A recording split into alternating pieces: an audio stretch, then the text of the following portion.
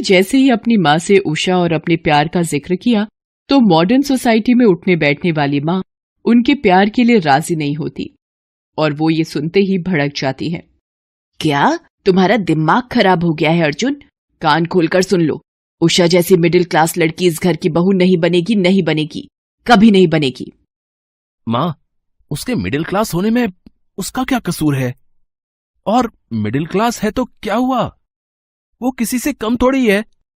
तू ज्यादा जुबान मत चला, तुझसे ज्यादा देखी है मैंने ये दुनिया, और मैं इन मिडिल क्लास की लड़कियों की रग रग से वाकिफ हूं।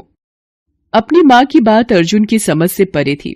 उसने माँ की बात सुन तो ली, लेकिन मन ही मन एक फैसला ले लिया और उषा के साथ मंदिर में जाकर शादी कर ली। फिर उसे अपने घर ले आया। अर्जुन के साथ उषा को देख उसकी माँ का गुस्सा 7वें आसमान पर चला जाता है। खबरदार, खबरदार जो इस लड़की को लेकर मेरे घर के अंदर आया। माँ, ये लड़की ही अब आपकी बहू है, और जहां तक रही घर के अंदर आने की बात, तो अब तो आपकी बहू ने अपने शुभ कदम घर के अंदर रख दिए हैं। निर्मला, छोड़ दो, माफ कर दो उन्हें। आखिर वो हमारे बेटे की पसंद है और अब तो इस घर की बहू भी है। नहीं, मैं इसे कभी माफ नहीं कर सकती। ये इस घर में नहीं आएगी, मतलब नहीं आएगी। निकल जाओ यहां से। ये सुनते ही पास ही खड़ी उनकी जवान बेटी धीरे से मां से कहती है, ये क्या कह रही हो मम्मी? भाभी बालिग है और शादी करके आई हैं। अगर ज्यादा जोर जबरदस्ती की तो पुलिस केस भी हो सकता है। हमारी परिवार की इज्जत ही नहीं, आप जेल भी जा सकती हैं। अपनी बेटी की बातें सुनकर मां घबरा जाती है। तो क्या करूं, इस 2 कौड़ी की मिडिल क्लास लड़की को घर की मालकिन मान लूं? तुम भी ना मां, मैंने ऐसा तो नहीं कहा। बस अभी इस लड़की का पलड़ा भारी है, लेकिन ज्यादा दिन तक रहेगा नहीं। हम ऐसी चाल चलेंगे कि ये ज्यादा दिनों तक यहाँ टिक नहीं पाएगी। बेटी की बात सुनकर मां खामोश हो जाती है और रात भर बेटी के साथ प्लानिंग करती है। दूसरे दिन जब बहू पहली बार खाना बनाने जाती है तो माँ बेटी प्लानिंग करती है। मम्मी, भाभी आज पहली बार खाना बनाने जा रही है, और आप तो जानती है ना पापा का नेचर। उन्हें अच्छा खाना पीना कितना पसंद है। अगर जरा सा खाने में कमी हुई नहीं कि उनका मुंह फूल जाता है, और फिर वो उसी खाने के बेस पर खाना बनाने वाले को भी जज करने लगते हैं। बिल्कुल, तभी तो मैं तुम्हारे पापा के खाने से कोई कॉम्प्रोमाइज नहीं करती। बस तो आज भाभी के खाने के साथ ऐसा तिकड़म करेंगे कि भाभी का फर्स्ट इंप्रेशन ही पापा के सामने खराब हो जाएगा। और आप तो जानती हैं कि first impression is the last impression. उसके बाद बेटी शक्कर के पाउडर का पैकेट निकालती हुई कहती है, ये देखो मम्मी, ये शक्कर का पाउडर है, इसे नमक के डिब्बे में डाल दो। भाभी इसे नमक समझकर दाल और सब्जी में डाल देंगे और फिर ये शक्कर अपना ऐसा कमाल दिखाएगा कि पापा के सामने भाभी और भैया दोनों की बोलती बंद हो जाएगी। ये कहती हुई दोनों खिलखिलाकर हंसती हैं और सास जाकर नमक के डिब्बे में पिसी हुई शक्कर डाल देती है। बहू खाना बनाते वक्त उसे नमक समझकर दाल और सब्जी में डालती है।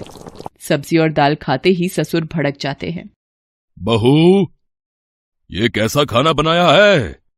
मीठी दाल, मीठी सब्जी। ये दाल सब्जी बनाए हैं या मिठाई? चीनी क्यों डाला खाने में?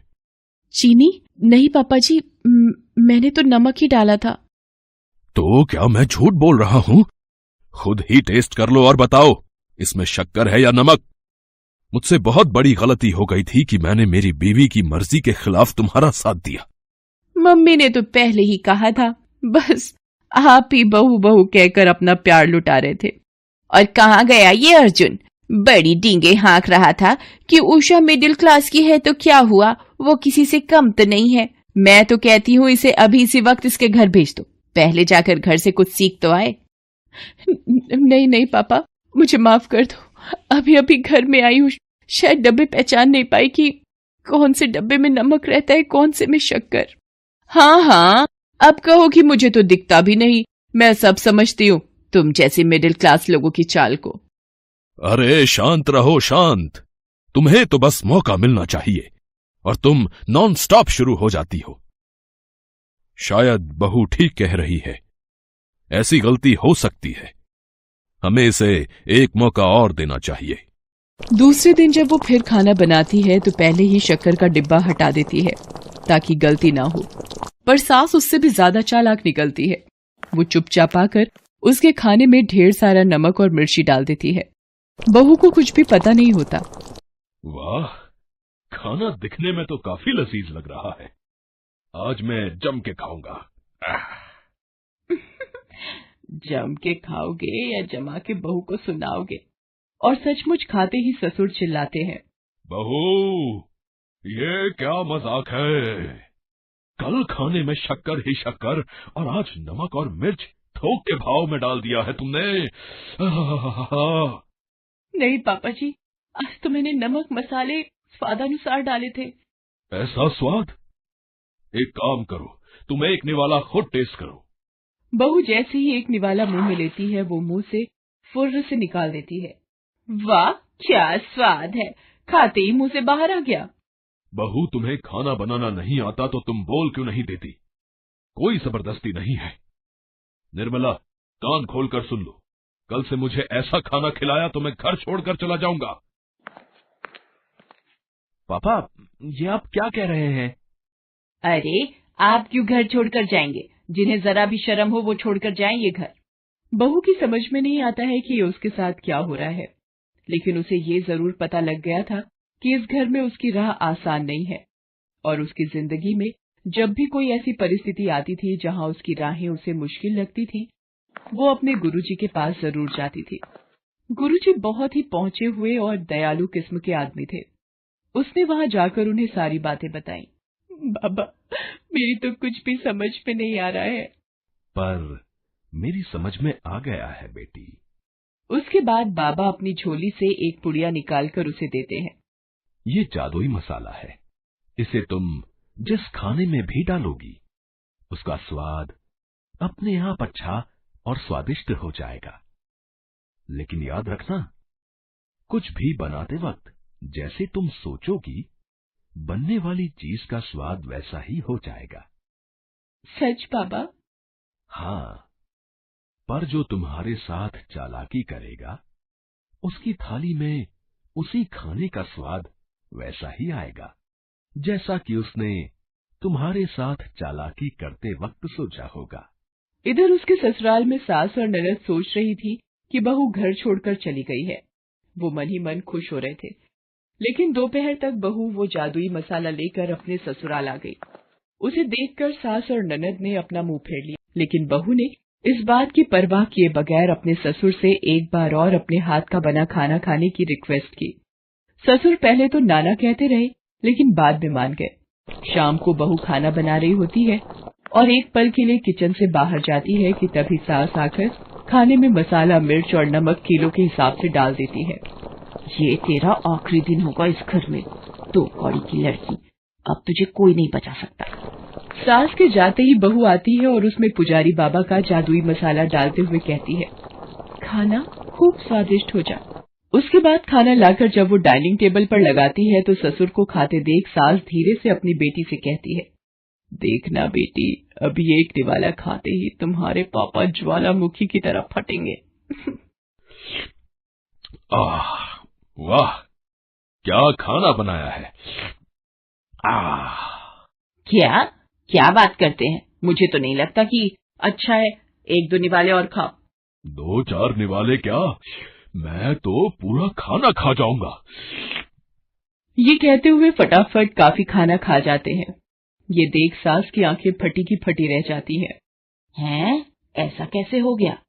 अरे देख क्या रही हो निर्मला, तुम भी खाओ, बहुत बढ़िया है। ये सुनकर वो भी खाती है और उसे बड़ा ही गंदा स्वाद आता है। पूरा खाना वो फर्र से मुंह से बाहर निकाल देती है। छी, कितना गंदा खाना है। ये सुनकर बहू समझ जाती है कि आखिर इतने दिनों से उसके साथ ये सब कर कौन रहा था।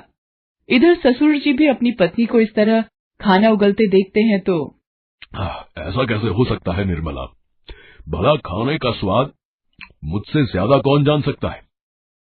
ये लो चखो। कहते हुए अपनी थाली का निवाला खिलाते हैं तो सास को स्वादिष्ट लगता है। अरे हाँ, ये तो वाकई स्वादिष्ट है। फिर तुम्हारी थाली का क्यों नहीं है? वो भी तो इसमें से बहू ने परोसा है। तो आप भी मेरी थाली का खाकर देखो। ये सुनकर ससुर खाते हैं तो उन्हें स्वादिष्ट लगता है। ये तो बिल्कुल मेरी थाली के खाने जैसा ही है। मैंने पहले ही कहा था अब चुपचाप खाओ इसे और बिना मतलब मीन मेख निकालना बंद करो। वो जैसे तैसे एक निवाला खाती है, फिर फुर्र से उड़ाती है। ये देख पति को गुस्सा आता है और वो अपनी जगह से खड़े होकर चीखते हैं। ये क्या बदतमीजी है, मैं ये बर्दाश्त नहीं करूंगा। सुनते ही रोती हुई वो उनके पैर पकड़ लेती है और उन्हें सारी बात सच सच बता देती है। निर्मला, कोई तुम्हारे या तुम्हारी बेटी के साथ ऐसा करता तो? बेचारे हमारे बेटा बहू एक दूसरे से इतना सच्चा प्यार करते हैं और तुम। माफ कर दीजिए, मुझे माफ कर दीजिए। आज मुझे पता चल गया कि सच्चे प्यार का साथ ऊपर वाला भी देता है। आज के बाद मैं इसे अपनी बहू नहीं, बेटी बनाकर रखूंगी। ये सुनकर सभी खुश हो जाते हैं।